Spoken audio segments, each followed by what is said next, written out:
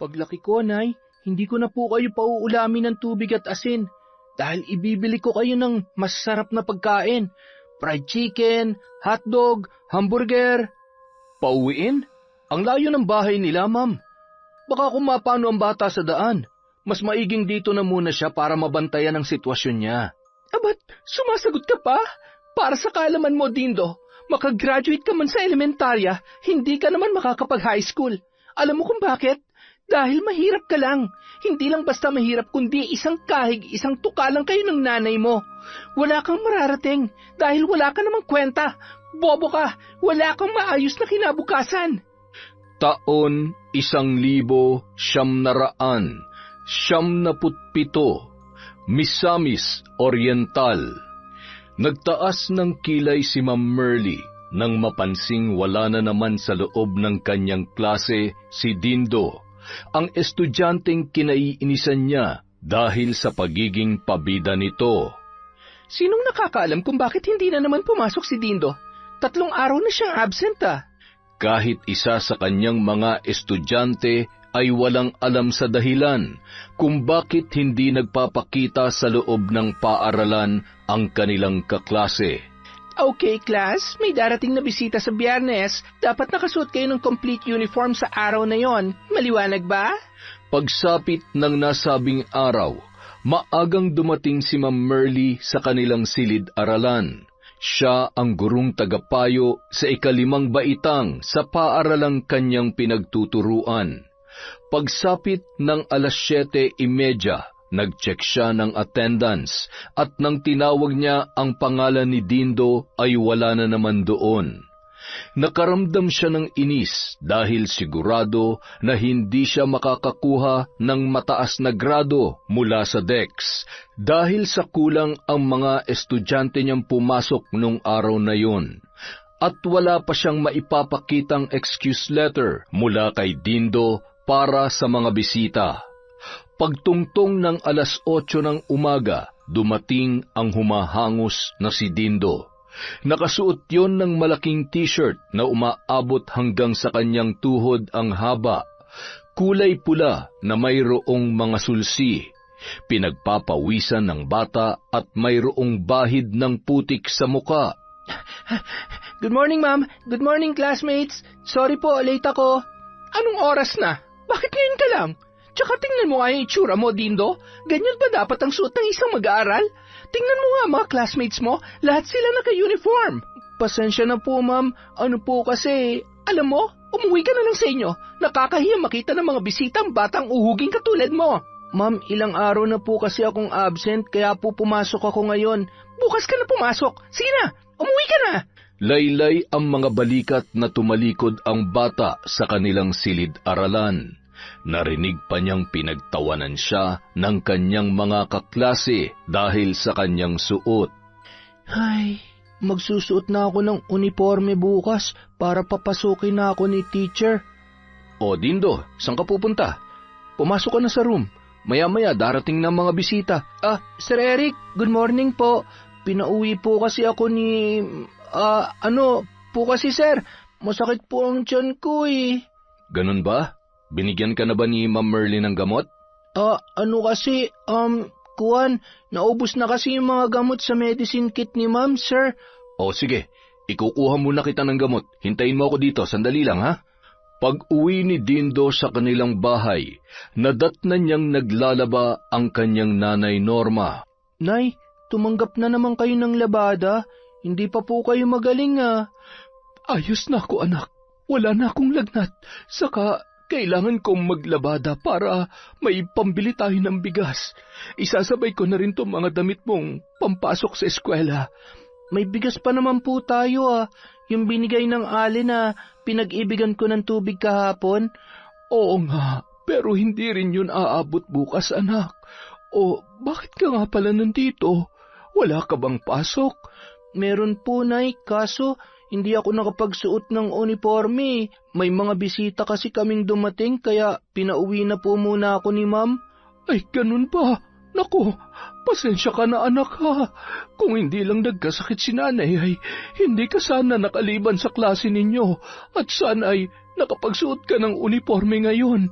Naku, Nay, huwag kang humingi ng pasensya. Hindi niyo naman po sadya yung pagkakasakit niyo. Ako nga ang dapat mag-sorry kasi hindi ko kayo natutulungan sa mga paglalabada niyo eh.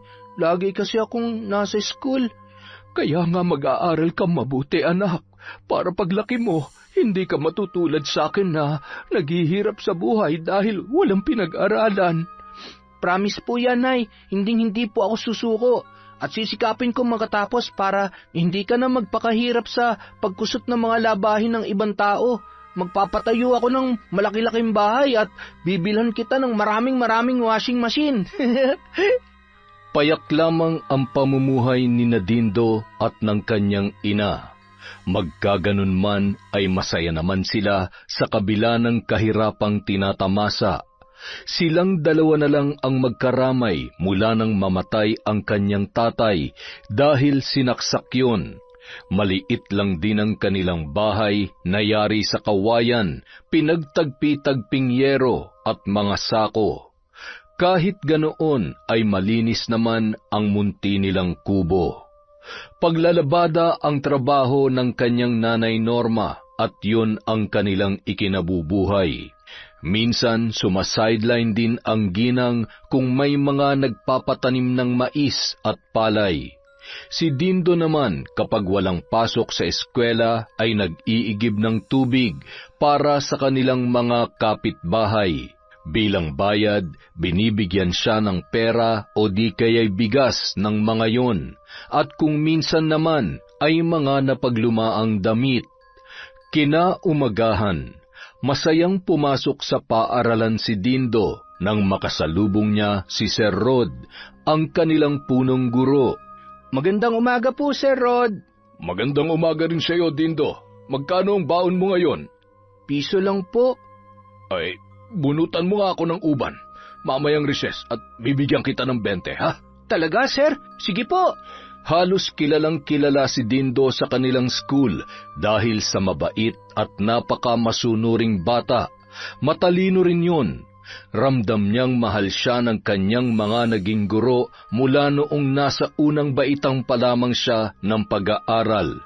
Subalit nang dumating ang bagong transfer na gurong si Ma'am Merly na nagkataong naging teacher niya sa ikalimang baitang ay ramdam niyang iba ang trato nito sa kanya. Para bang laging mainit ang ulo nito kapag kaharap at kausap siya. Bagay na ipinagwalang bahala na lamang niya kahit na minsan ay nasasaktan na siya. Bilang bata, hindi nawawala ang mga pang-aasar at pambubuli. At hindi nakakaligtas si Dindo sa mga yon, pero hindi siya lumalaban. Umiiwas siya dahil laging ibinibilin sa kanya ng kanyang ina na kapag kaya niyang umiwas ay umiwas na lamang para hindi na magkagulo pa. Sa loob ng klase, pinatutsadahan ng tingin ni Ma'am Merly si Dindo. Nag-i-inspeksyon siya sa kanyang mga estudyante na regular niyang ginagawa bago simulan ang klase. May bitbit siyang mahabang stick habang nag-iikot. Malinis naman ang bata at nakauniforme pa. Medyo manilaw-nilaw nga lang ang puti nitong polo na halatang luma na. Ngunit nang may nahagip ang kanyang mga mata, ay napakunot ang noo ng gurong si Ma'am Merly. Dindo, hindi ba uso sa inyong pagputol ng kuko? Ang hahaba, oh. Ayusin mo yung kamay mo. Ipatong mo na maayos sa desk. Napapikit na lamang si Dindo nang maramdaman ang paghataw ng stick sa ibabaw ng kanyang mga kamay. Malakas yun at masakit. Sa susunod, ayaw ko na makakita ng mahahabang kuko at marumi. Maliwanag ba? Opo, Ma'am. Sa bawat pagtaas ng kamay ni Dindo sa tuwing may ginagawang oral recitation ay hindi na siya pinapansin ni Ma'am Merly. Iba ang lagi nitong pinapasagot, dahilan upang mapakamot na lamang siya ng ulo. May kuto bang tumatakbo dyan sa ulo mo, ha, Dindo? Maligo ka kasi. Nagtawanan ang kanyang mga kaklase nang biglang sumigaw si Ma'am Merly. Nagulat pa siya nang bigla siyang hagisan nito ng tsyok at tumama yun sa kanyang noo. Napayuko na lamang si Dindo dahil sa kahihiyan. Kinahapunan, bago matapos ang klase, mayroong inanunsyo ang kanilang guro.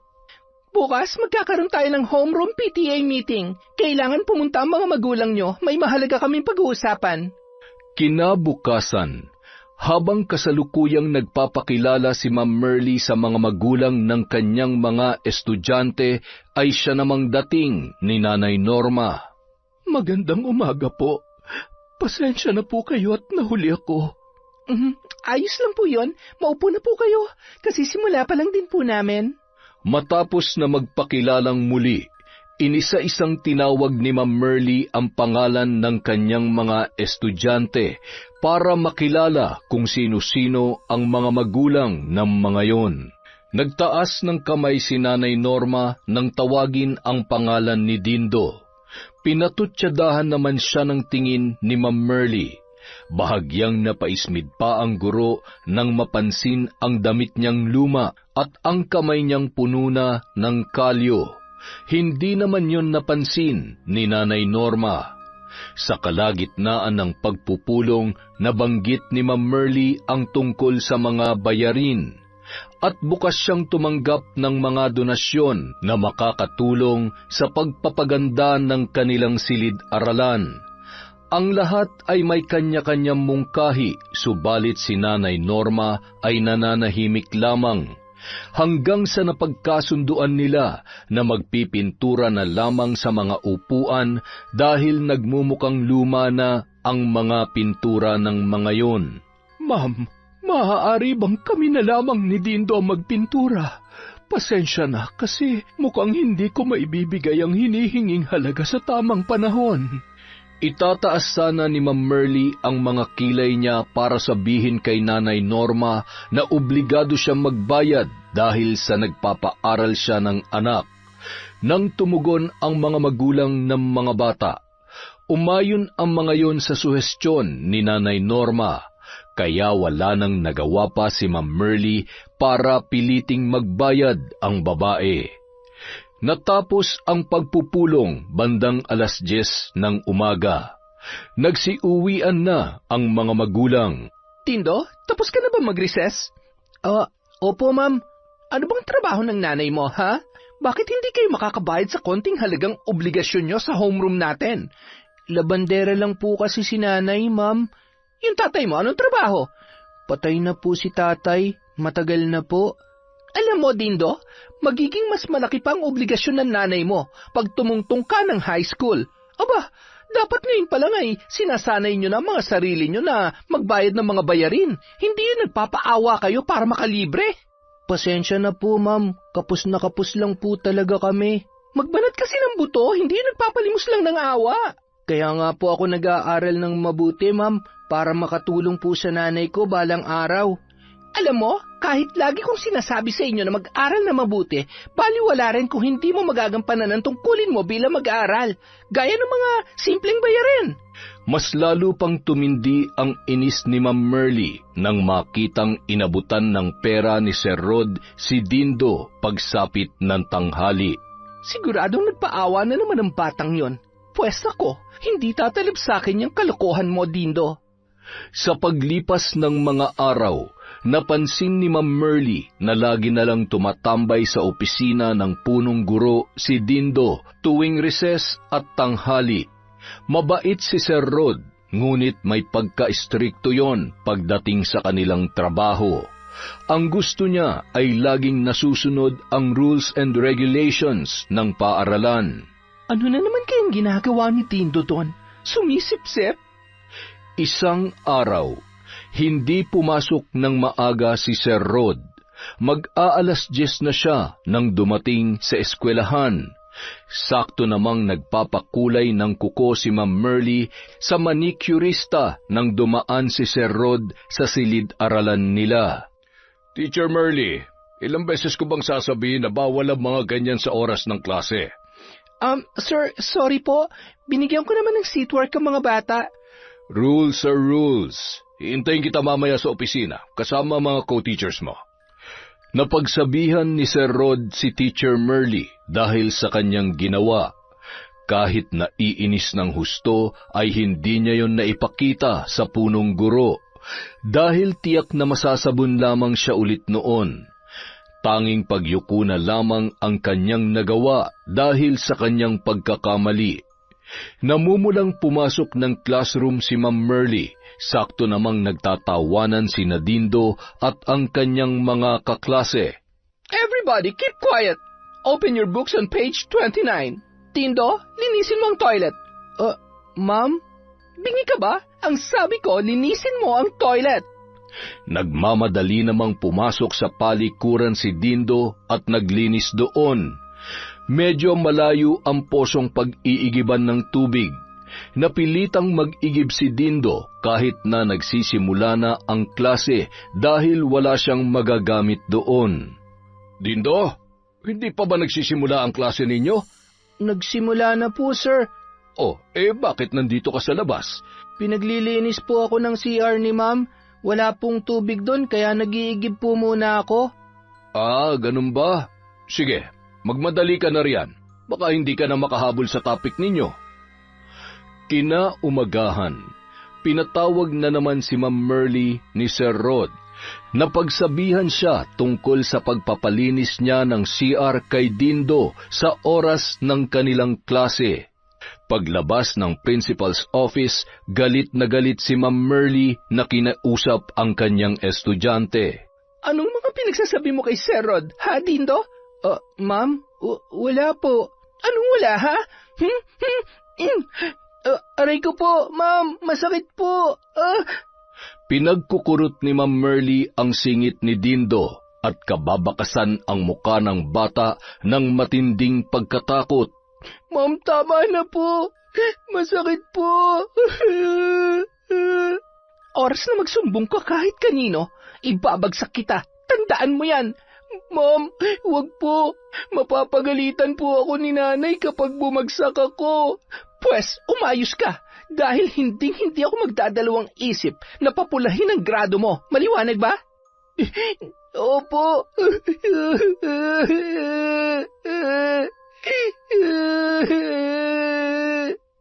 Halos araw-araw nakakatikim ng pamamahiya si Dindo sa kanyang guro.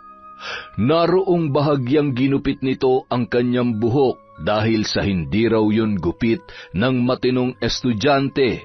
Pinapalo sa puwit gamit ang stick sa blackboard dahil maingay daw. O di kaya naman ay kinukurot sa tagiliran dahil sa hindi inaayos ang pagkakalagay ng bag nito. At minsan pa ay binabato ng eraser dahil sa hindi raw nakikinig kapag siya ay nagsasalita. Anak, kumusta ang eskwela? Ayos naman po, Nay. Nay, nga pala, may binigay si Sir Rod. May pambili na tayo ng ulam. Aba, naging suki mo na sa pagpapabunot ng uban si Sir Rod mo, Opo. Tapos kanina, binigyan niya po ako ng ulam, pritong karning baboy, Nay. Ang sarap po. Talagang masarap yun, anak. Siyempre po, ipinagtabi kita, Nay. Hinati ko yung binigay ni Sir para matikman niyo rin po. Heto, alam ko kasing asin at tubig na naman lang ang uulamin niyo eh. Naku, sana inubos mo na lamang yan, anak. Busog pa naman ako. Ang sarap kaya ng tubig at asin na ulam, di ba? Paborito natin yun. Paglaki ko, Nay, hindi ko na po kayo pauulamin ng tubig at asin. Ibibili ko po kayo ng masasarap na pagkain. Fried chicken, hotdog, hamburger. Mag-aral ka na lamang na mabuti, anak. Tiyak na makakamit mo ang mga yan. Sabayan mo rin ang pananalig sa Diyos para makuha mo ang mga bagay na minimithi mo. Opo naman, Nay. Sandali lang po Punta muna ako sa tindahan. Bibili lang po ako ng itlog. Sinundan na lamang ng tingin ni Nanay Norma ang kanyang anak. Nawawala ang pagod niya dahil sa kasiglahan nito. Si Dindo na lang ang dahilan kaya siya lumalaban sa mga hamon ng buhay. Kahit hirap at pagod siya sa paghahanap ng pera para sa araw-araw nilang pangangailangan, ay nagkakaroon siya ng pag-asa kapag nakikitang masaya ang kanyang anak. Isang araw ng Lunes, nadatnan ni Dindo si Ma'am Merly habang pinapagalitan ang kanyang mga kaklase. Good morning, ma'am. Good morning, classmates. Sorry, I'm late. Oh, late ka na naman? Dindo, kayo bang naka-assign na cleaners nung Friday? Opo, ma'am. Bilang leader at ikaw pa naman ang nakatatanda sa inyo, bakit mo iniwang nakalublob sa baldeng may tubig ang mga basahan sa loob ng CR? Wala tuloy tayong magamit ngayon. Ma'am, sorry po. Nakalimutan ko po. Nakalimutan. Lumapit si Ma'am Merly sa pintuan ng kanilang silid-aralan. Sinilip niya kung saan pwedeng papuntahin ang kanyang mga estudyante. Lahat kayo, mag-asikaso sa nakatalagang garden. Walang papasok sa loob hanggat hindi ko kayo pinapapasok. Maliwanag ba? Ikaw, Dindo, maiwan ka. Kinuha ni Ma'am Merly ang baldeng may lamang basahan. Nangangalahati naman ang lamang tubig noon at inilagay sa harapan ni Dindo. Akmang bubuhati na sana ng estudyante ang balde para itapon sa labas nang magsalita ang kanyang guro. Saan ka pupunta? Hindi mo gagalawin yan dahil tuturuan kita ng leksyon. Kumuha si Ma'am Merly ng isang baso at sinalok ang tubig na nasa balde. Madumi ang tubig na nagkukulay tsokolate. Agad na ibinaba niya ang baso sa harap ng nakaupong si Dindo. Siya naman ay may hawak na isang stick na may kalahating dipa ang haba. Inumin mo yan? Pero ma'am, madumi po ito. Baka sumakit po ang tiyan ko kapag ininom ko ang tubig. Parusa mo yan dahil sa pagiging burara mo. Pero sabi kong inumin mo eh. Isa! Kasabay ng pagbibilang ni Ma'am Merly ay ang paghataw niya ng stick sa upuan, dahilan upang magulat at matakot si Dindo. 2! Pag umabot to ng 3, malilintikan ka talaga sa akin. Ibabagsak talaga kita, makikita mo. Dali-daling ininom ni Dindo ang tubig na nasa baso. Sa bawat paglagok ay ngumingiwi ang kanyang muka. Matapos na maubos, akmang maduduwal na ang binata. Sige, nang ipakain ko sa iyo ang isusuka mo. Pilit na pinigilan ni Dindo ang pagsuka. Namumula siya habang tinatakpan ang kanyang bibig, ngunit hindi niya na yon napigilan makalipas ang ilang segundo.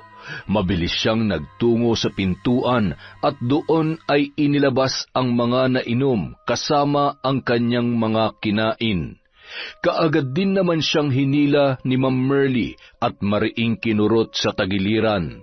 Namilipit pa sa sakit si Dindo at umiyak. Tumahimik ka! Namumuro ka na talaga sa akin, bata ka!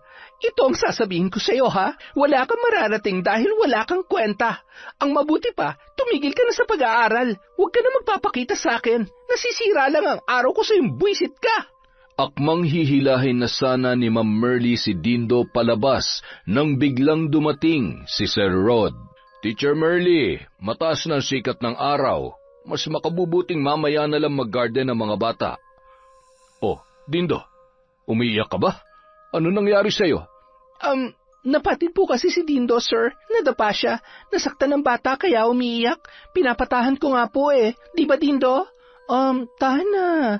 Sa susunod kasi mag-iingat ka, ha? Alam mo namang hindi palaging nakabantay si teacher sa inyo.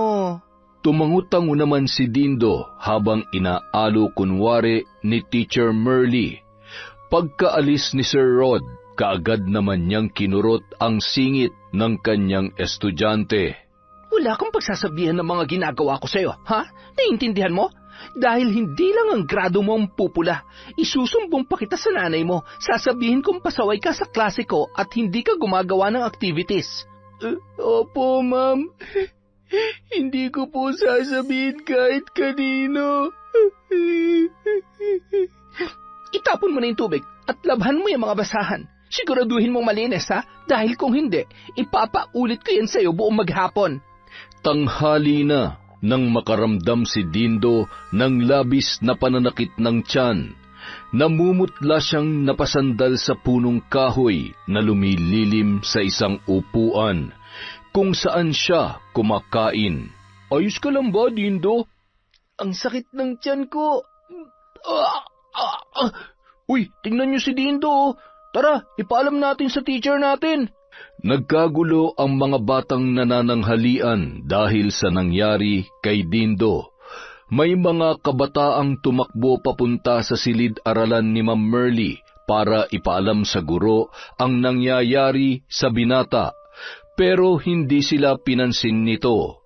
Ang ibang bata naman ay nagpunta sa opisina ni Sir Rod. Dali-daling pinuntahan ni Sir Rod ang namumutlang si Dindo, pati ibang teacher ay nag-alala na sa kanya. Ay, Diyos ko, ano ba nakain mo, Dindo? Halos hindi na makapagsalita pa ang binata dahil sa nahihilo siya at panay pa rin ang pagsusuka. Kaagad na pinakain si Dindo ng mga teacher ng asukal para matigil na ang kanyang pagsusuka sa pag-aakala nila na nakakain siya ng nakakalasong bunga ng puno. Tila madaling rumisponde ang katawan ng binata dahil sa natigil naman ang ginawa niyang pagsuka matapos ang ilang minuto. Ayos na bang pakiramdam mo, ha, Dindo? Sir, ang sakit po ng tiyan ko. Natatay po ako. Ilang beses na nagpabalik-balik sa loob ng kubeta si Dindo, maputlang maputla na siya at nanghihina na. Natataranta naman ang mga teacher dahil sa pag-aalala sa bata. Sa kalagitnaan ng pagtitimpla ni Sir Rod ng gamot para kay Dindo, biglang dumating ang humahangos na si Ma'am Merly na kunwari ay nag-aalala. Sir, kumusta po ang estudyante ko? Hindi siya okay, Teacher Merly. Pauwi na lang ho natin siya para makapagpahinga na siya sa kanila. Pauwiin? Ang layo ng bahay nila, ma'am. Baka mapano ang bata sa daan. Mas maiging dito na lang muna siya para mabantayan ang sitwasyon niya. Baka pag may nangyari dyan dito ay tayo pang sisihin ng nanay niyan. Bilang pangalawang mga magulang ng batang nag-aaral dito sa paaralan natin, tungkulin nating alagaan sila at asikasuhin kung merong nararamdaman silang hindi maganda. Tama, hindi naman ikakalta sa sweldo mo yung panandaliang pagbabantay sa bata, di ba? Napaismid na lamang si Teacher Merly dahil sa tinuran ng kanyang co-teacher. Nakakainis, kalalaking tao sobrang matabilan tila. May sinasabi ka ba, ma'am? Wala.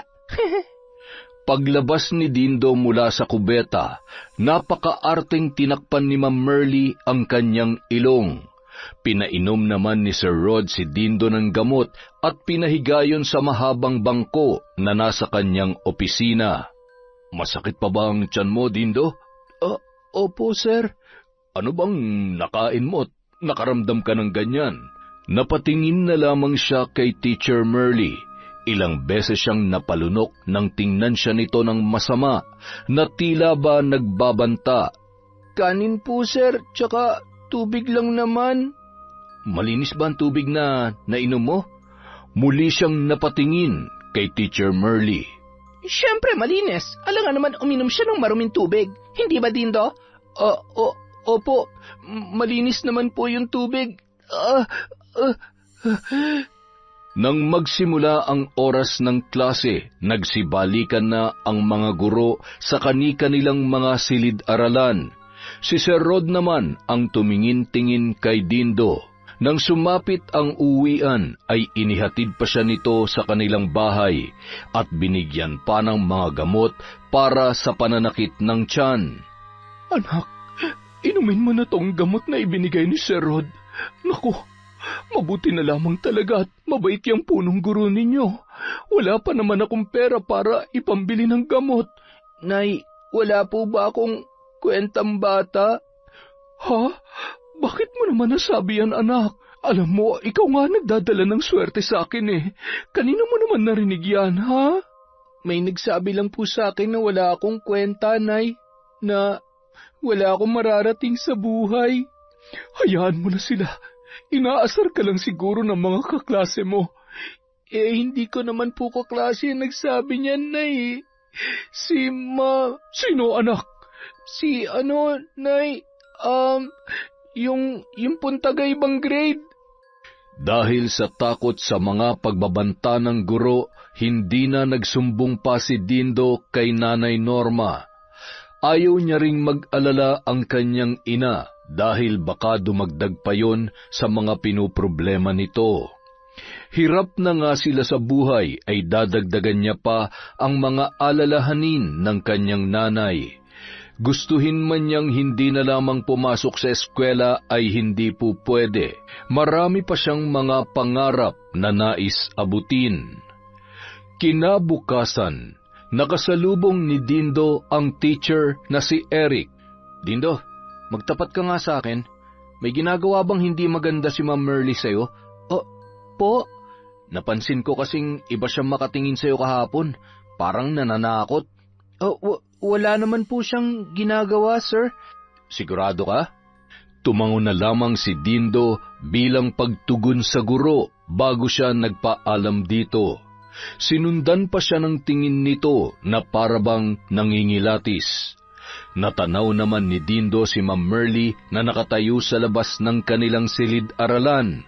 Nang makalapit siya sa kinaroroonan nito, kaagad siyang kinumpronta ng kanyang guro. Dindo, anong sinabi mo ton? Bakit kung makatingin sa akin parang mangangain ng tao? Wala po, ma'am.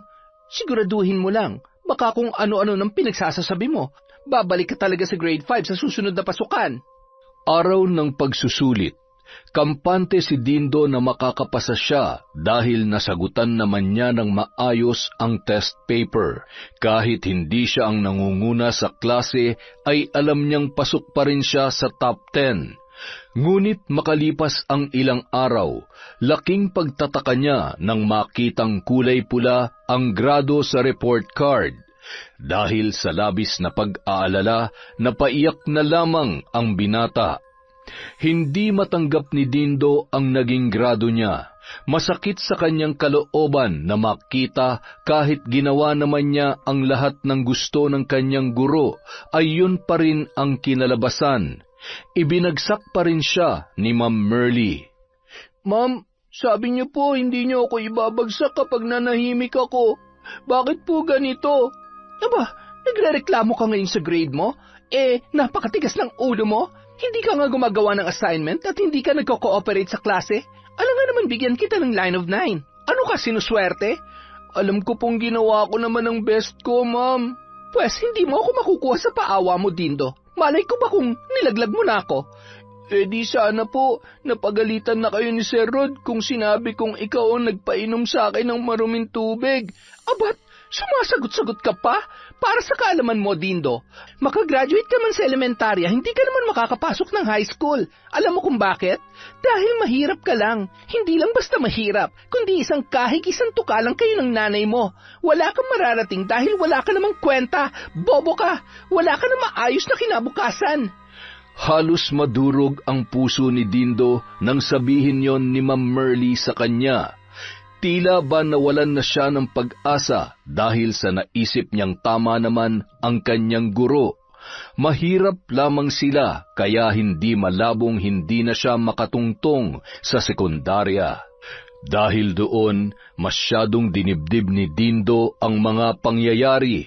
Nawalan na siya ng ganang kumain at tila wala sa sariling naglakad pauwi sa kanila. Hilam sa luha ang kanyang mga mata habang paulit-ulit na bumabagabag sa kanyang isipan ang mga katagang sinabi ng kanyang guro. Pagdating sa kanilang bahay, wala roon ang kanyang nanay.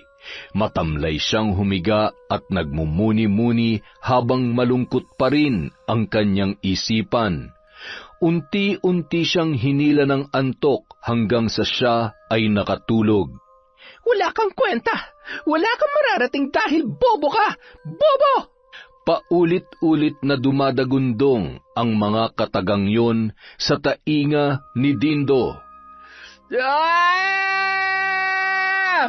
Nang imulat niya ang kanyang mga mata na pagtanto niya na siya ay nananaginip lamang, humahagulhol na bumangon ang binata. Masakit ang kanyang ulo at tila hindi na niya madaig ang sarili dahil tila nawalan na siya ng lakas. Sobrang bigat ng kanyang pakiramdam.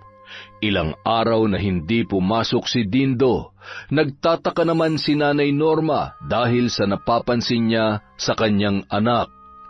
Pagsapit ng araw ng Sabado, kinausap ni Nanay Norma ang kanyang anak tungkol doon. Anak, masama bang pakiramdam mo? Ilang araw ka nang ganyan na. Tingnan mo, nangangayayat ka na. Hindi mo na masyadong ginagalaw ang pagkain. May dinaramdam ka ba? Sabihin mo lang kay nanay, ha? Nay, huwag niyo po akong alalahanin. Ayos lang naman po ako. Nay, ingatan niyo po ang sarili niyo, ha? Mahal na mahal ko po kayo. Mahal na mahal din kita, anak. Halika nga rito. Payakap nga si nanay. Mahigpit na niyakap ni Dindo ang kanyang ina. Hinalikan pa niya yon sa noo. Aalis nga pala ako, anak. Maglalabada ako dun sa bahay ng dati mong teacher, si Sir Eric. Huwag mong galawin yung nasa galon, ha? O siya, magpahinga ka lamang muna dito. Ngiti lamang ang itinugon ni Dindo sa kanyang ina at kinawayan yon bago sunod-sunod na napabuntong hininga. Napasulyap pa siya sa kanyang bag. Kinuha niya yon at binuksan. Mula sa loob, dinampot niya ang kanyang report card. Hindi niya pa ito napapakita sa kanyang nanay. Muli siyang napabuntong hininga nang masilayan ang kanyang grado na 70. Hanggang sa tumulo na lamang ang masaganang luha ni Dindo. Bagsak ako, Nay. Paano pa po matutupad ang mga pangarap natin?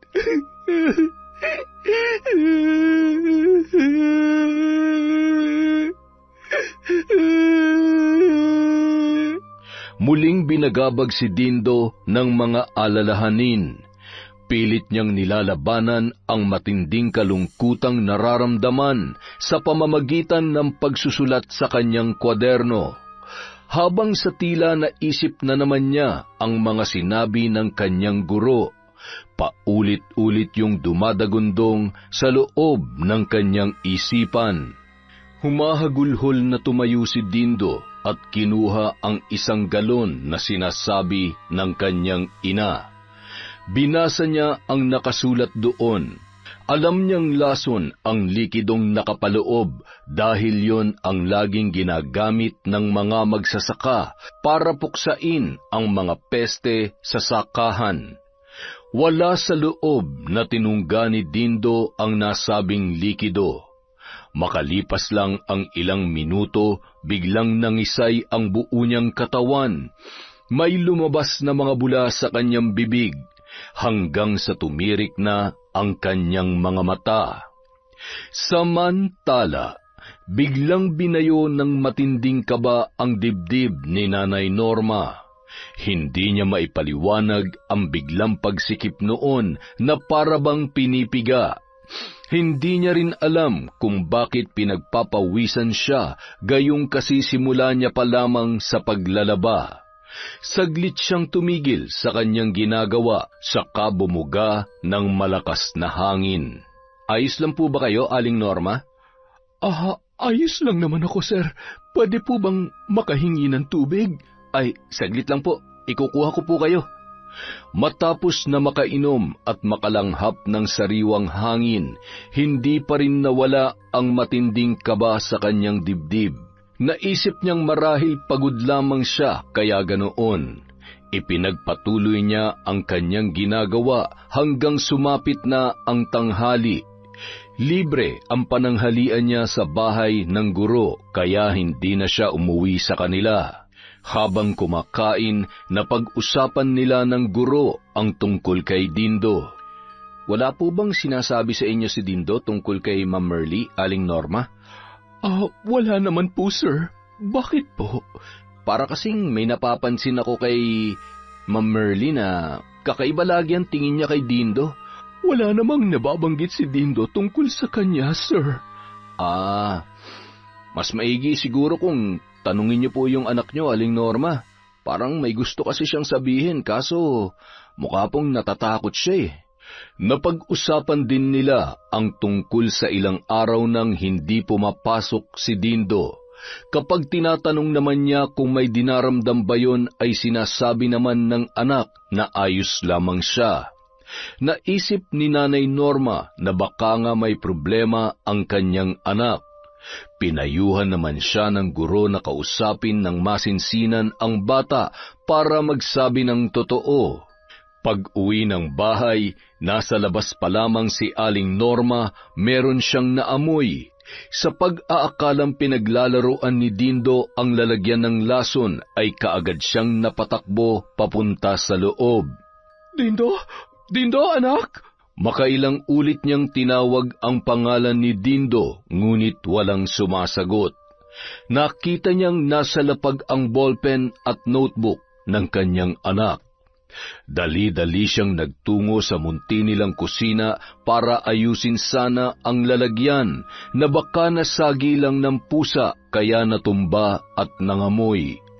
Ngunit napatda na lamang ang ginang nang tumambad sa kanya si Dindo. Nakahandusay ito sa sahig at bumubula ang bibig. Nasa tabi nito ang walang takip na galon na siyang pinaglalagyan ng lason. Nangingitim na rin ang bata at nanigas na. Diyos ko! Dindo! Dindo, anak! Anong nangyari sa'yo?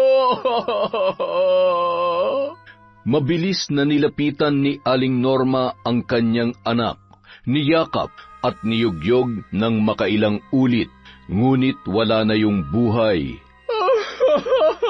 Dindo! Bakit?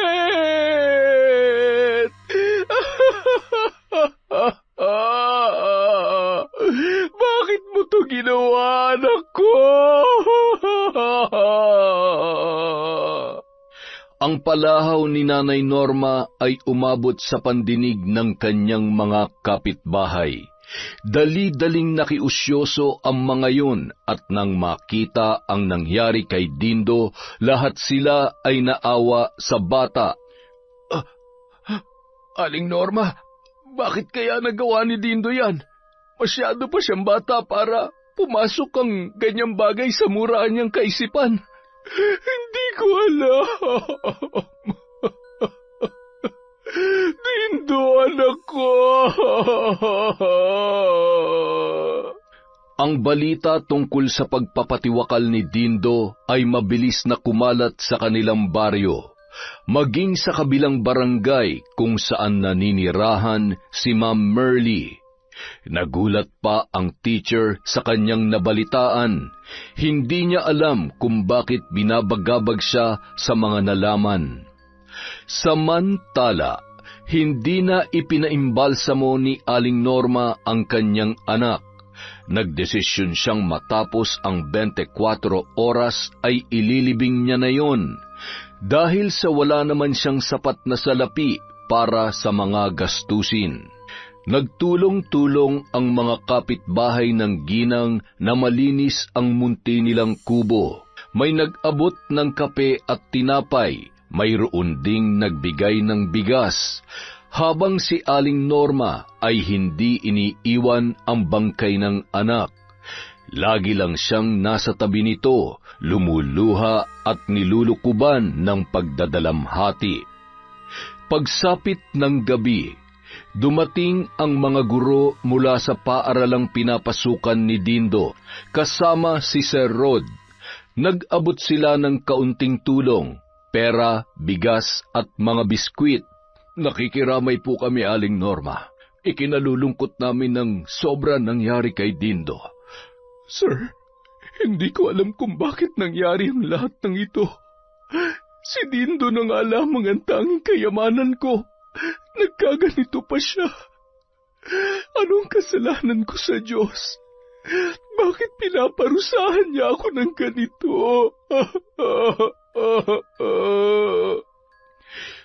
Hindi ko rin maipapaliwanag ang lahat, Aling Norma. Pero isa lang po ang masasabi ko. Ang lahat ng ito ay mayroong dahilan. at tanging ang Panginoong Diyos lamang ang nakakaalam. Si Ma'am Merly tahimik lamang sa isang sulok. Hindi niya maipaliwanag ang nararamdamang pagkakonsensya. Iginala niya ang paningin, tila nahahabag siya sa kalagayan ng mag-ina. Unang beses na nagpunta siya sa bahay ng mga ito at nang masilayan niya ang pinagtagpi-tagping kubo at ang mga gamit ni Dindo, tila hinaplos ng habag ang kanyang puso. Sa malakas niyang pagbuga ng hangin ay nakuha niya ang atensyon ni Sir Eric. Ayos ka lang ba, Teacher Merly? Ha? Oo. Naawa lang ako kay Dindo, sir. Sa tingin mo, ano kayang dahilan ng pagpapatiwakal niya? Hindi ko alam, sir. Ang awa na naramdaman ni Teacher Merly kay Nanay Norma ay mas lalong nadagdagan nang ikwento nito kung gaano niya kamahal ang kanyang anak, kung gaano katayog ang pangarap ng bata para makaahon sila sa kahirapan. Kaya lamang ay hindi na niya makakamit ang mga bagay na yun.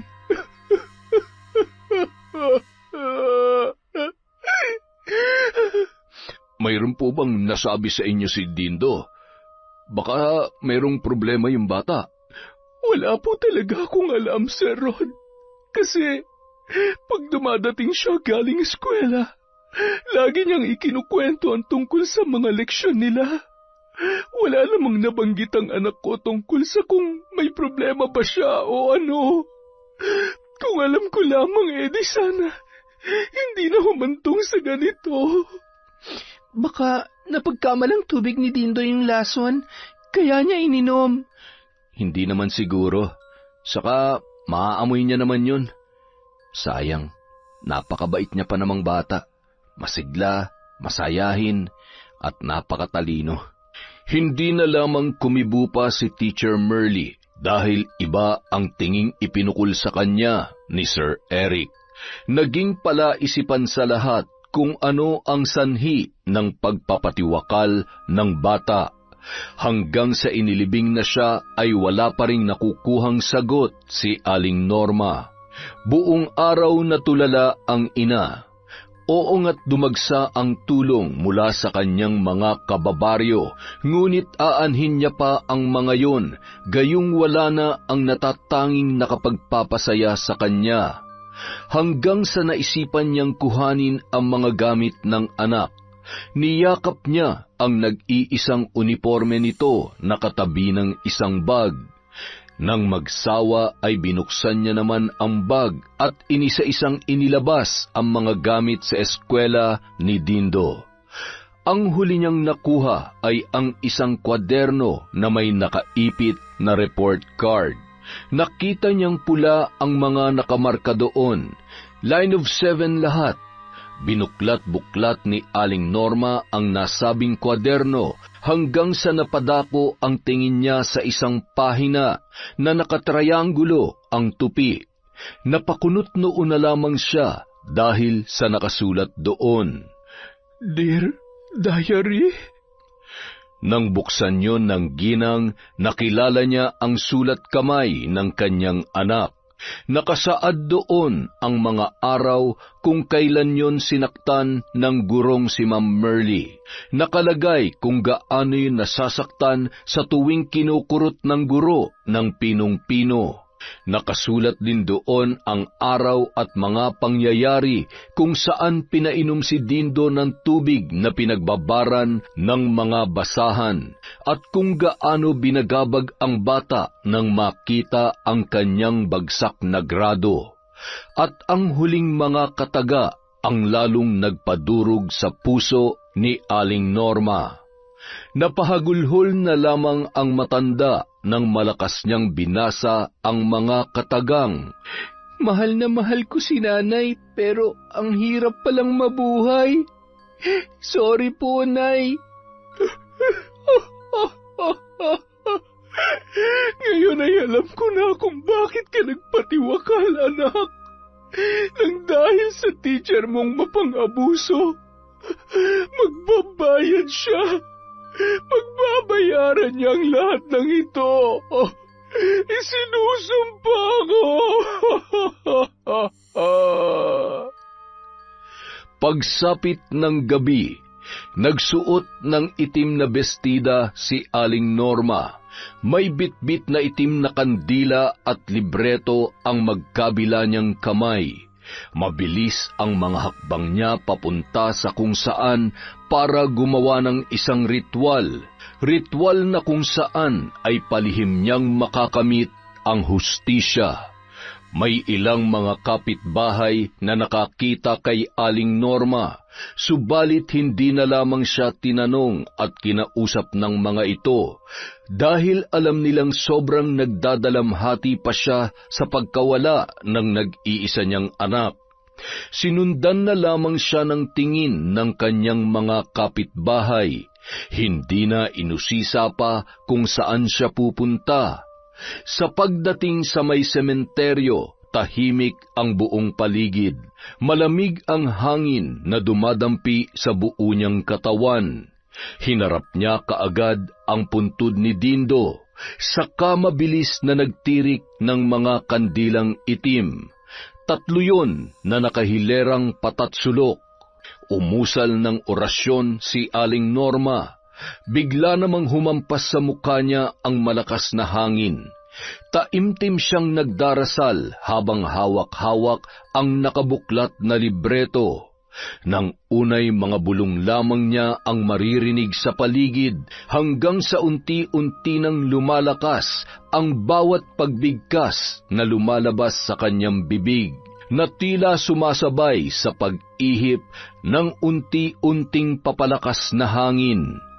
Maya-maya pa, may mga bulating nagsilabasan mula sa ilalim ng lupa. Buhay na buhay ang mga yon at mukhang malulusog. Kumuha siya ng isa at itinaas sa ere. Binulungan ng orasyon bago inilagay sa loob ng kalahating bao ng nyog. Mula sa kanyang bulsa ay kinuha niya ang isang papel na mayroong nakasulat na pangalan ni Teacher Merly. Nakapaloob din doon ang isang karayom. Habang nag-oorasyon, tinutusok niya ang bawat letra ng pangalang nakasulat doon. Pagkatapos ay inilagay niya ang bulate sa papel bago yun itinupi, sa kanya ibinaon sa ibabaw ng puntod ng anak. Malakas ang ihip ng hangin, ngunit hindi na mamatay ang apoy sa nakasinding kandila. Ma'am Merly, tikman mo ang katas ng aking paghihiganti. Samantala, pabaling-baling naman sa higaan si Teacher Merly. Hirap siyang makatulog dahil sa kakaisip kung bakit nga ba nagpakamatay si Dindo. Ay, ano ba itong naiisip ko? Alam kong wala akong kasalanan sa nangyari sa kanya. Naawa lang siguro ko kay Dindo kaya ako ganito. Akmang ipipikit na sana niya ulit ang kanyang mga mata nang sumagi sa kanyang isipan ang ngiti ni Dindo. Naman may pasok pa ako bukas. Patulugin mo na ako, Dindo, ano ba? Mula sa nakabukas na bintana ay biglang umihip ang malakas na hangin. Dumampi yun sa kanyang muka. Biglang nagsitayuan ang kanyang mga balahibo sa batok at tila naghatid ng kilabot sa buo niyang katawan. Dahil sa kakaibang naramdaman ni Teacher Merly, mabilis niyang isinara ang bintana habang yakap-yakap ang sarili na parabang naaasiwa pa. Hindi na nakabalik pa sa kinahihigaan ang guro dahil pakiramdam niya may mga matang nagmamasid sa kanya. Kumatok na lamang siya sa silid ng kanyang lola para doon na makitulog. Bakit, Apo? May bumabagabag ba sa'yo? Para po kasing may nanonood sa bawat pagkilos ko, Lola. Hindi maganda yan. Sige, dumito ka muna. Kahit nasa loob na siya ng silid ng matanda, hindi pa rin makatulog ang teacher. Maalinsangan ang kanyang pakiramdam at pinagpapawisan siya kahit na malamig naman ang panahon. Dahil doon, buong magdamag siyang nanatiling gising. Kinabukasan, puyat na nagtungo sa paaralang pinagtuturuan si Teacher Merly. Wala siyang ganang magturo dahil nais niya lamang matulog. Naghihikab pa siya nang pumasok sa silid-aralan ni Sir Eric. Ang mga estudyante naman ay nasa garden na naka-assign sa mga yon. Magandang umaga, Teacher Merly. Magandang umaga, sir. Aba, mukhang puyat na puyat ka. Hindi lang ako nakatulog na maayos kagabi. Anong sadya mo pala, sir? Wala naman. Magtatanong lang sana ako kung kumusta ba si Dindo sa klase mo? Sir, kamamatay lang ng bata. Buti pa, hayaan na lamang nating manahimik ang kaluluwa niya. Huwag na muna natin siyang pag-usapan sa ngayon. Ayaw mo lang yata magtanong ako ng kung ano-ano eh. Sige, karapatan mo naman yan, ma'am. Alis na lang ako. Tinitigan pa siyang mabuti ni Sir Eric bago yon tuluyang lumabas. Nanggigigil naman si Ma'am Merly sa kasamang guro dahil sa inaasta noon. Kalalaking tao, napakachismoso. Kumukulo talagang dugo ko sa teacher na yon. Nang makaramdam ng pagkaihi si Teacher Merly, agad siyang pumasok sa CR ng kanilang kwarto. Malinis naman ang loob, ngunit tila meron siyang naaamoy. Amoy maruming tubig na katulad ng tubig na ipinainom niya kay Dindo. Nang tingnan niya ang baldeng naroroon, malinis naman ang laman. Iginala niya ang kanyang paningin at inamoy-amoy kung saan nanggagaling ang amoy na sumagi sa kanyang ilong. Hindi nawala ang mabahong amoy. Sa pag-aakalang dala lamang yon ng ihip ng hangin, nagkibit-balikat na lamang ang guro.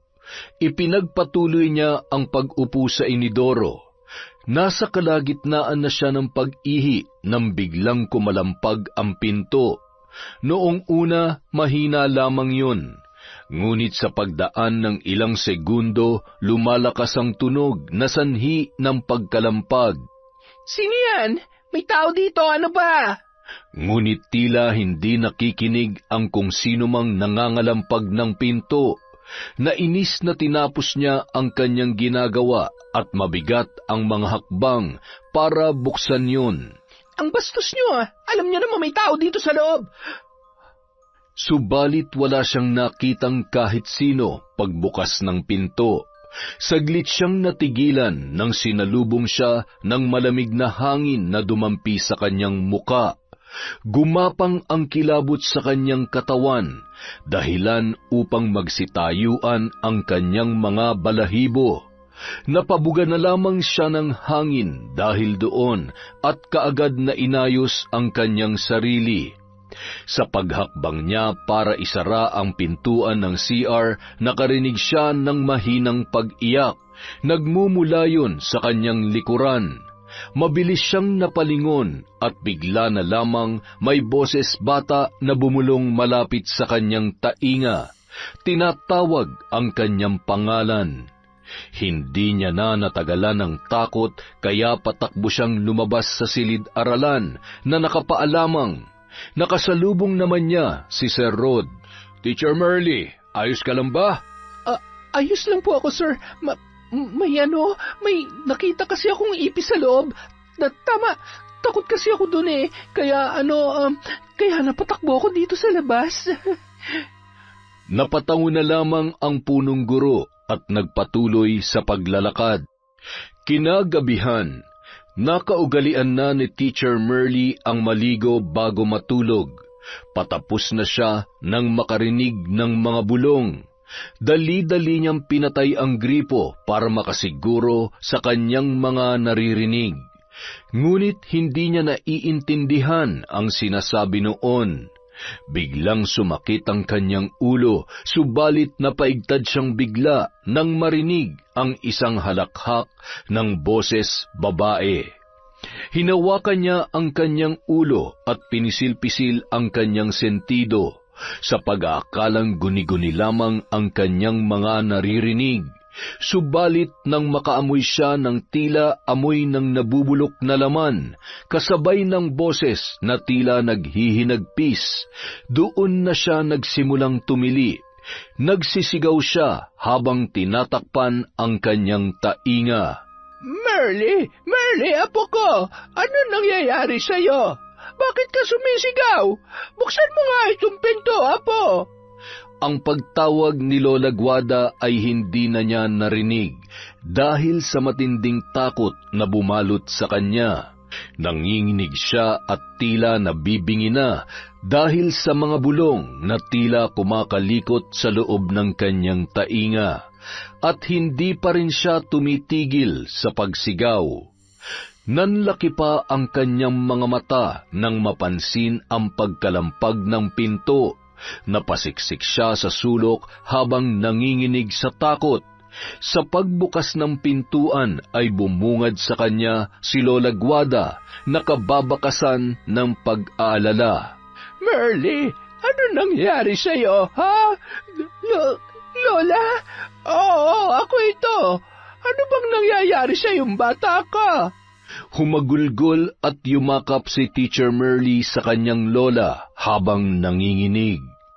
Huwag niyo po akong iiwan, Lola. Ayaw ko mapag-isa. Natatakot po ako. Natatakot ka? Saan naman? Kanino?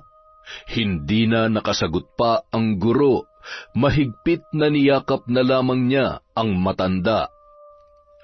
Isang araw, nag-uusap sa labas ng kantin sina Sir Eric at Sir Rod nang napadaan sa kanila si Teacher Merly.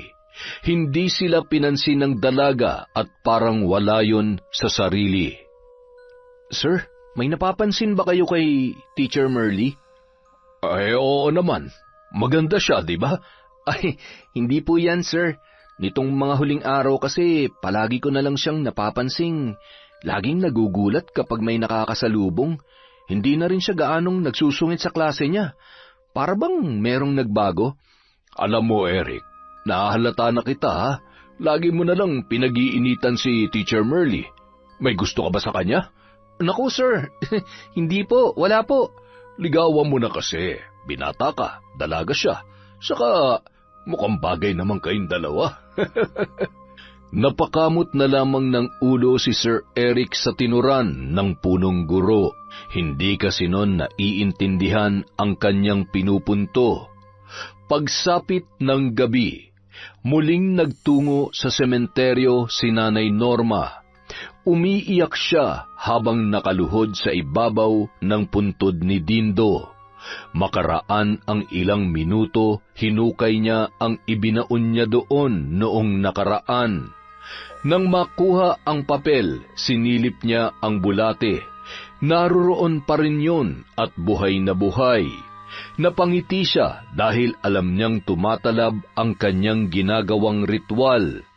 Mabilis naman siyang gumawa ng hugis taong modelo gamit ang lupa. Nag-usal ng mga orasyon matapos na mabuo ang ginawa niyang tila manika. At ipinasok sa parteng dibdib nito ang hinukay na papel. Ngayon palang magsisimula ang tunay mong bangungot, Teacher Merly.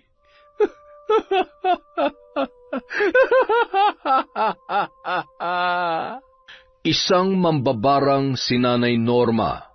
Natutunan niya yon sa isang matandang kakilala na naging matalik niyang kaibigan noon. Sadyang nagpaturo ang ginang para ipaghiganti ang pagkamatay ng kanyang asawa.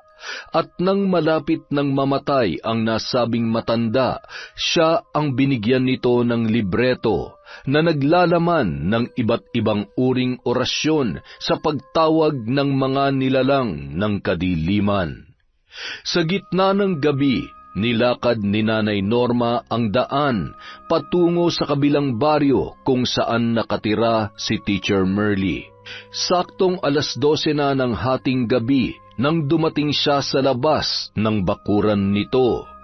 Patay na ang mga ilaw sa loob ng bahay ng guro Nagpapahiwatig yon na tulog na ang mga taong nasa loob. Napangisi si Nanay Norma nang masilayan ang liwanag ng bilugang buwan na tumatama sa kanya. Tila umaayon ang panahon sa kanya dahil saktong-sakto yon para sa gagawin niyang ritual. Sa isang sulok ng bakod, naghukay si Nanay Norma. 2 dangkal lamang ang lalim ng hukay at may lawak na 2 dangkal din. Tamang-tama lang para magkasya ang kanyang ginawang imahe roon. Habang pinapasok sa ginawang hukay ang hawak na imahe, bumubulong-bulong naman siya ng mga orasyon na tanging siya lamang ang nakakaunawa at nahihirapan siya sa kanyang mga ginagawa. Ang tanging maiintindihan lamang sa kanyang mga inuusal ay ang pagsambit niya ng pangalang Merly. Maging sa pagtabon, nag-uusal pa rin siya ng mga dasal para sa mga nilalang ng dilim. Nang tuluyan ng natabunan ang ginawang modelo, nagpahid ng pawis si Nanay Norma sa pamamagitan ng likod ng kanyang palad. Humahangos siya na tila ba pagod na pagod. Muli siyang umusal ng orasyon at sa pagtatapos ng kanyang ginagawang ritual, inusal niya ang mga kataga. Kakiko, Kakiko, Amen. Walang lingon-lingon na tinahak ni Nanay Norma ang daan pauwi, habang nakaguhit sa kanyang mga labi ang tagumpay ng ngiti. Samantala, binulabog ang mahimbing na tulog ni Ma'am Merly ng mga bumubulong sa kanyang tainga. Humahangos siyang tinatakpan ang magkabilang tenga dahil sa hindi na niya maintindihan kung bakit siya nagkakaganoon. Tama na! Ayoko na! Tama na! Halos gabi-gabi siyang binubulabog ng mga naturang bulong na hindi nagpapatulog sa kanya, pero pinipigilan niya na ang sariling maglabas ng malakas na boses dahil ayaw niyang mag-alala pa ang kanyang lola. Kahit pagod at puyat, sinisikap niyang hindi yon ipahalata sa matanda. Pinipilit pa rin niyang makapagturo sa mga bata dahil yon ang kanyang ikinabubuhay. Sa sweldo niya lamang sila umaasang 2 ng kanyang Lola Guada. Isang umaga, habang pinaliliwanag niya sa kanyang mga estudyante ang tungkol sa isang aralin, biglang merong nanitsit sa kanya mula sa labas. Napalingon naman doon ang teacher at kaagad na sumalubong sa kanyang muka ang malamig na simoy ng hangin. Sa sobrang lamig noon ay tila yelo ang dumampi sa kanyang muka. Ilang beses niyang natampal ang kanyang sarili dahil sa kakaibang lamig na nararamdaman. Nagtataka naman ang kanyang mga estudyante sa kanyang mga galaw, hanggang sa may malakas na boses babaeng bumulong sa kanyang tainga. Hindi niya maintindihan ang sinasambit noon at ang tinig noon ay parang pumasok hanggang sa kaibuturan ng kanyang pandinig. Napatakip na siya ng tainga at napadaing dahil sa sumisidhing kirot na nagmumula sa pinakailalim noon, hanggang sa napasigaw na lamang si Teacher Merly. Aray ko!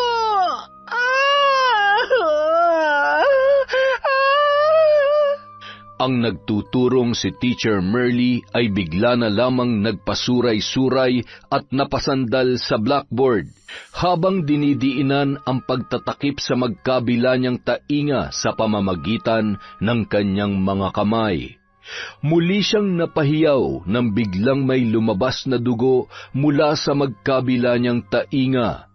Nagkagulo naman ang mga kabataan nang makita ang nangyari sa kanilang guro. May nagsigawan, may lumabas para humingi ng tulong, at ang iba ay dinaluhan siya. Kaagad namang rumisponde si Eric at inalalayan si Teacher Merly. Dinala sa munting klinika na nasa loob ng kanilang paaralan. Teacher Merly, buti pa dalhin na lang kita sa center ng barangay. Baka may nurse na naka-duty doon. Huwag na. Magiging okay din naman ako maya-maya lang, sir.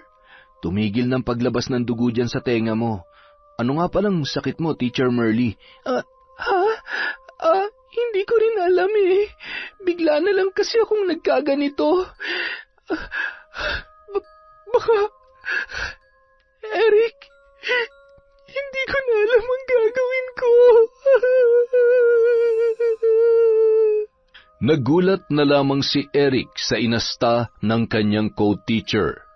Unang beses niyang nakitang umiyak ang dalaga at sa harapan pa niya.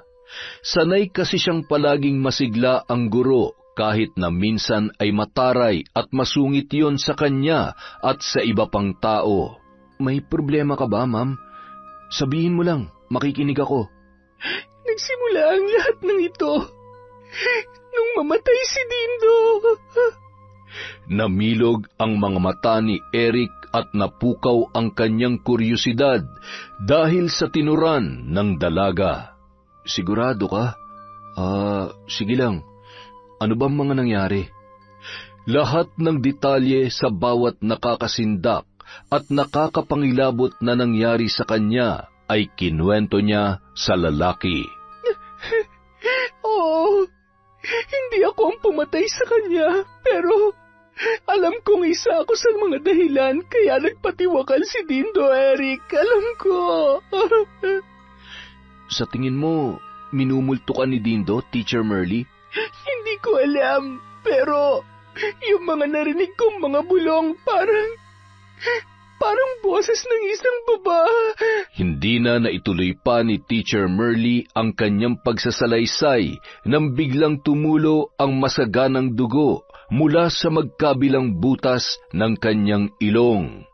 Pati si Sir Eric ay natataranta na dahil hindi tumitigil ang pag-agos ng dugo kahit na nakatingala ang dalaga. Ang puting panyong pinantakip niya sa ilong ni Teacher Merly ay nagkulay pula na rin. Mabilis na nilabhan ni Sir Eric ang panyo at nilagyan niya ng tubig ang noo ng babae. Isang paniniwala yon sa kanila na kapag tinapik-tapik ang noo ng isang taong dumudugo ang ilong gamit ang basang bagay ay kusayong titigil. Tila naging epektibo naman ang ginawa ni Sir Eric dahil isang saglit lang ay huminto na ang pagtulo ng dugo. Subalit bigla na namang bumulwak yon mula sa bibig ni Teacher Merly nang akmang magsasalita na sana siya. Naninikip ang kanyang dibdib. Pakiramdam niya ay parang sinusunog yon dahil sa tila mayroong apoy na gumagapang sa kanyang loob na nagbibigay sa kanya ng mainit na pakiramdam. Napahiyaw siya sa sobrang sakit nang tangkain niyang hawakan ang kanyang dibdib. Diyos ko po, Teacher Merly!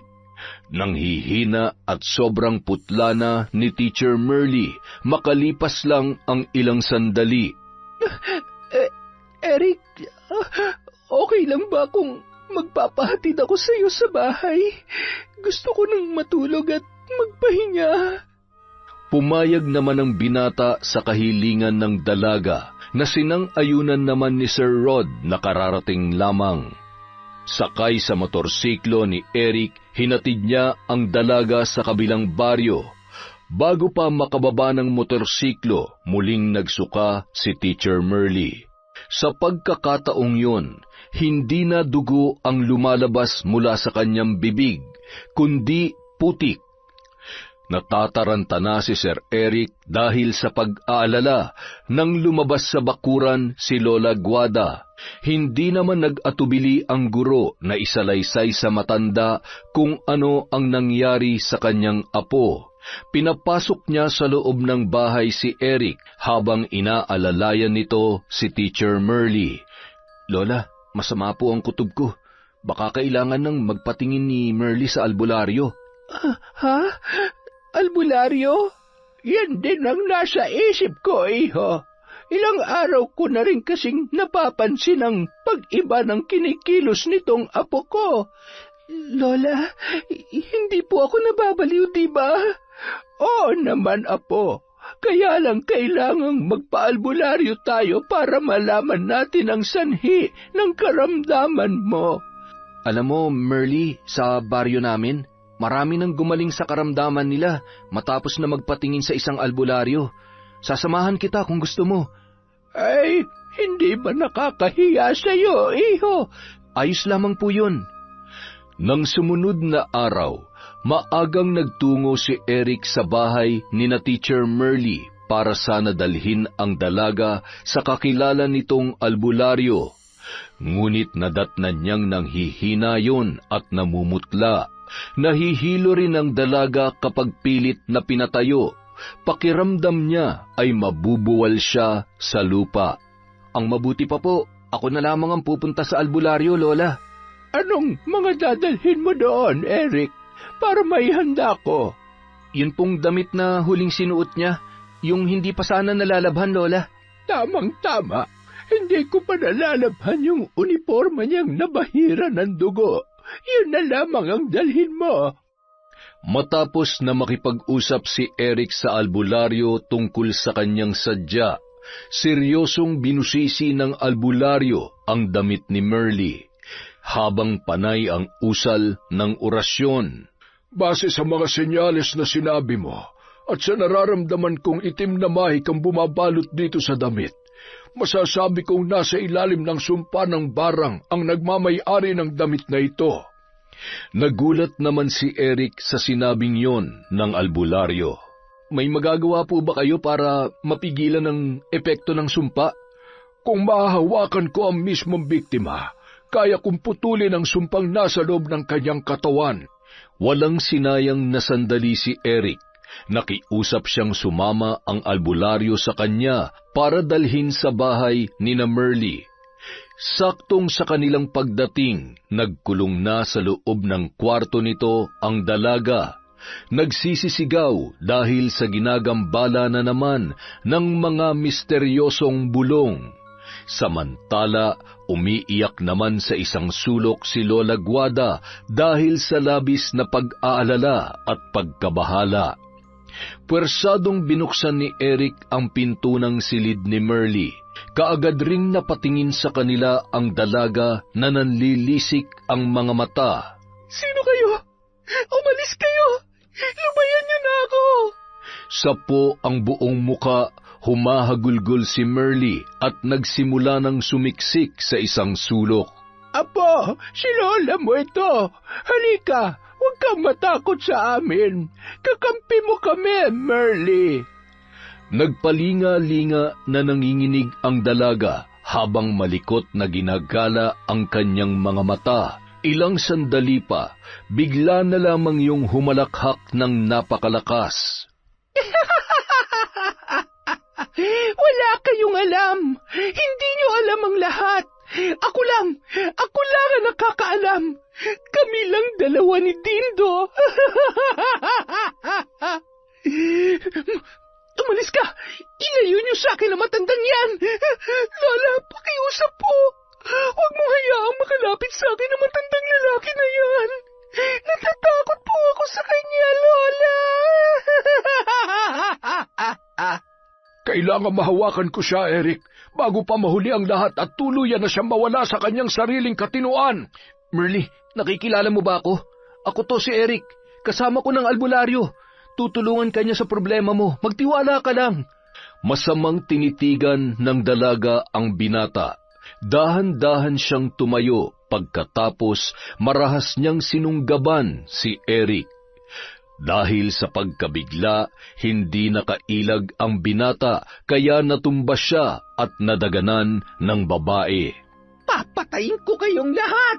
Ah!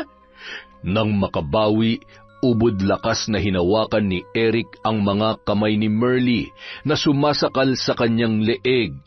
Nagpupumiglas ang babae, ngunit wala rin itong nagawa nang pagtulungan siyang igapos ng albularyo at ni Eric. sa pahintulot na rin ni Lola Guada. Pasensya ka na, Apo, ngunit kailangan ko itong gawin sa'yo. Ang nagwawalang si Merly ay tila naging mahinahon nang mapatitig yon sa labas ng bintana. Natulala na lang siyang bigla habang tumutulo ang kanyang mga luha. Hinawakan ng albularyo ang kanyang ulo. Bumubulong-bulong yon ng mga dasal at naglabas ng isang medalyon mula sa kanyang bulsa. Isinuot niya yon sa leeg ni Merly. Tila bumalik naman sa huwisyo ang dalaga. Ayoko doon. Ang dilim. Napakadilim. Sagrado ang medalyon na ito. Ipapahiram ko muna sa'yo. Ano nang nararamdaman mo, Iha? Namamanhid po ang buong katawan ko. Pagod na pagod po ako. Habang nasa leeg mo ang medalyong yan, hinding-hindi ka na magagambala ng mambabarang. Malalaman mong malapit lang siya kapag uminit ang medalyon sa leeg mo. Heto, haralin mo itong dasal. Makakatulong yan na malaki sa'yo oras na mangailangan ka ng tulong. Pinalibutan din ng sagradong orasyon ng albularyo ang bahay ni Merly. Dahil sa nararamdaman niyang malapit lamang doon ang pinagmumulan ng mabigat na enerhiya. Naging maayos na ang pakiramdam ng dalaga mula nang magamit niya ang medalyon. Naging normal na rin ang mga gabing dumating. Masigla na rin siyang bumalik sa kanyang pagtuturo. Hanggang sa sumapit ang ika-40 araw mula noong mamatay si Dindo. Kasama ang mga kasamahang guro, nagpunta sila sa bahay ni Aling Norma para sumamang mag-alay ng dasal para sa bata.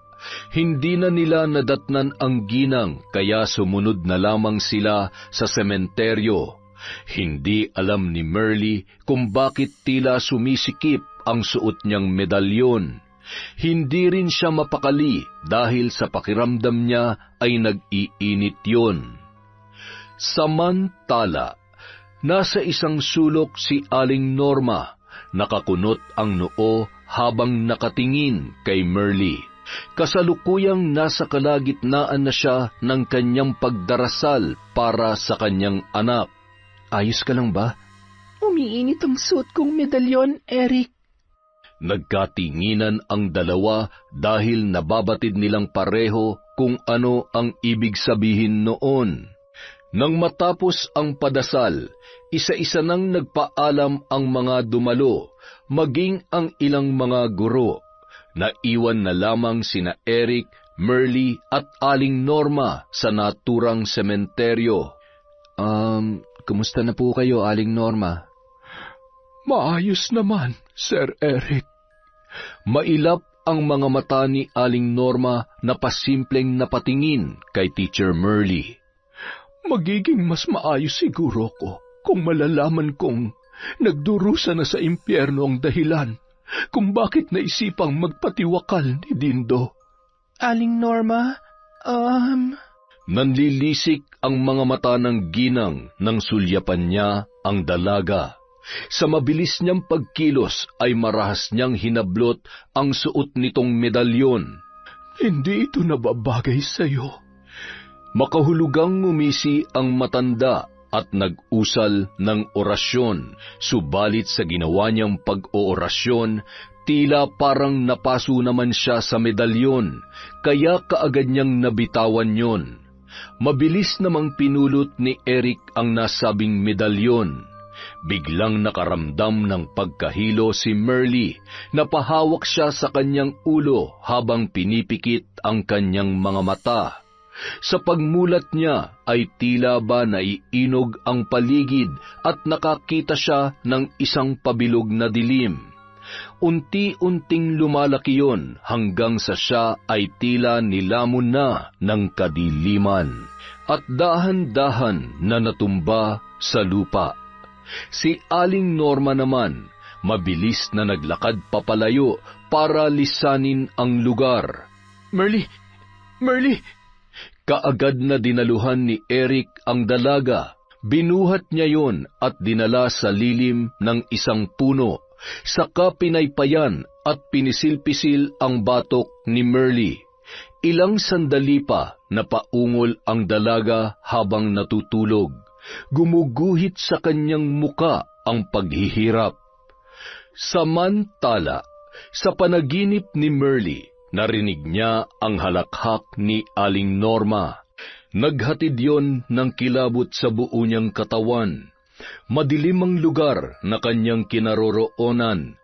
Bigla siyang nakarinig ng mga mahihinang bulong hanggang sa lumakas yon ng lumakas sa kanyang pandinig at nakilala niya ang nagmamay-ari ng boses.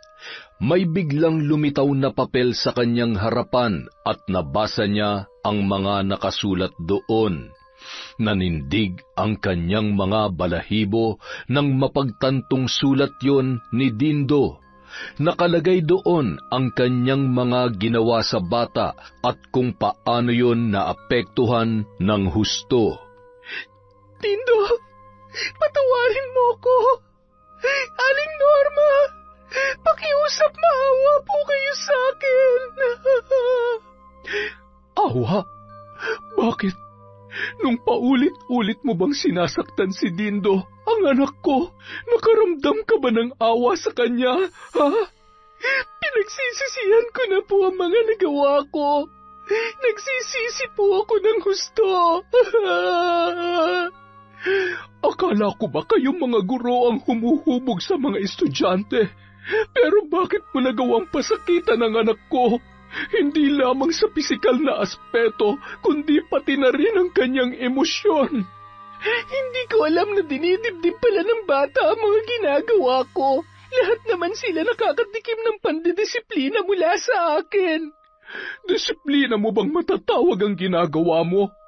Guro kang may tuturing. Ikaw dapat ang nagpapaalala sa kanila na mahalaga ang edukasyon. Pero ikaw pa mismo naglugmok sa anak ko. Sobrang nagsisisi po ako. Nagsusumamo po ako, Aling Norma. Pakiusap. Pakawalan niyo na po ako mula sa bangungot kong ito. Hindi. Mamamatay ka.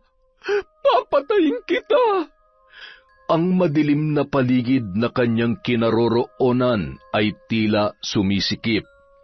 Halos hindi na siya makahinga. Umiiyak na nagsusumamo ang dalaga hanggang sa naalala niya ang dasal na ipinakabisado sa kanya ng matandang albularyo. Panginoon, kung ito ang paraan niyo para ako'y parusahan, tinatanggap ko po. Pero kung hindi naman ito galing sa inyo, pakiusap. Tulungan niyo po akong makawala dito. Taimtim na nanalangin si Teacher Merle. Kasunod noon ay ang pag-usal niya ng dasal. Samantala, hindi naman maipaliwanag ni Eric ang kabang nararamdaman dahil sa pag-aalala sa dalaga. Kung dati ay naiinis siya rito, ngayong nakilala niya na si Merle ay nanaig na ang kagustuhan niyang matulungan yon. Isinuot niya ang medalyon pabalik sa leeg ng dalaga. Merle, gumising ka. Gising! Sa kabilang banda, matapos manalangin ng dalaga, pinakalma niya ang sarili at naghintay kung ano ang susunod na mangyayari. Ilang sandali pa, nakarinig na naman siya ng mga bulong, kaya lamang ngayon ay boses lalaki na yon at nakilala niya ang tinig ni Eric. Tinatawag nito ang kanyang pangalan. Unti-unting may lumitaw na maliit na liwanag sa harapan ni Merle.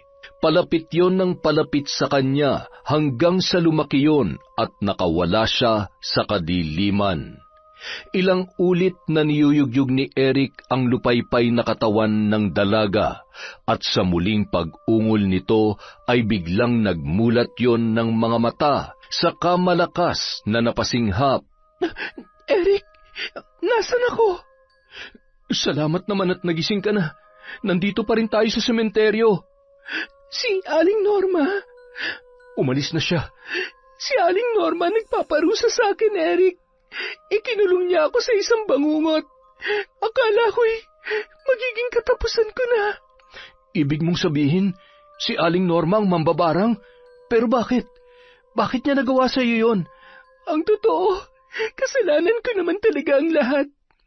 Minaltrato ko si Dindo, sinaktan, at ang malala pa, ibinagsak ko siya kahit na alam kong mataas naman ang grado niya.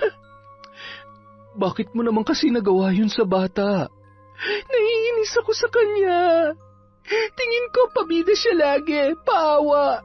Lagi ko siya nakikita sa opisina ni Sir Rod. Para ano? Para magpaawa, kaya binibigyan siya ng kung ano-ano? Hindi ko gustong inaasal niya, naiirita ako. Kaya naisip kong parusahan siya kasi nga, pabida siya masyado eh. Mabait na bata si Dindo. Pinagkakatiwalaan namin siya. Hindi mo lang yun makita dahil nabulag ka sa inis mo sa kanya, Merly. Lagi siyang inaabutan ng pera ni Sir Rod kasi binubunutan siya noon ng puting buhok. Hindi yun nagpapaawa. Natigilan na lamang si Merly dahil sa kanyang mga narinig. Natakpan niya ang sariling bibig at napalingon sa puntod ni Dindo. Dahan-dahan siyang naglakad papalapit roon, nanginginig na napaluhod sa ibabaw ng puntod. Dindo, kung nasaan ka man ngayon, sana mapatawad mo ako. Sobrang nagsisisi ako sa mga nagawa ko sa iyo. Pinapangako ko, hinding-hindi na ako gagawa ng mga bagay na magpapasakit sa mga estudyanteng katulad mo. Iintindihin ko na lahat sa inyo at uunawain ko ang inyong mga sitwasyon. Banayad na dumampi ang hangin sa muka ni Teacher Merly. Kasabay noon ang pagdapo ng isang puting paru-paro sa kanyang dibdib. Napangiti siya habang masaganang dumadaloy ang mga luha sa kanyang pisngi. Samantala, sa loob ng isang kubo, naramdaman ni Aling Norma ang panghihina ng kanyang sumpa. Galit na galit siya dahil sa nababatid niyang ang medalyon ang pumuprotekta kay Teacher Merly.